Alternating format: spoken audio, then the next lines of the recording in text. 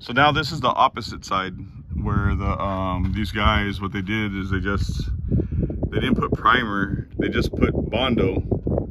This wouldn't be normal. You're supposed to see primer over this.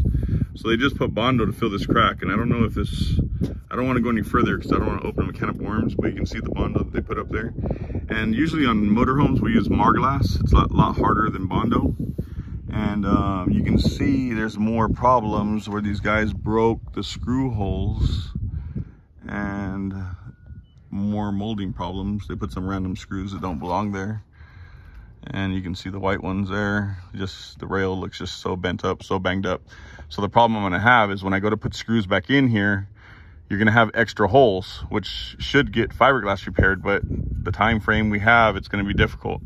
So these guys banged up your rail on, now this is on the passenger side now, on the rail, and that's all the damage there. And just so you can get an idea of what's going on there.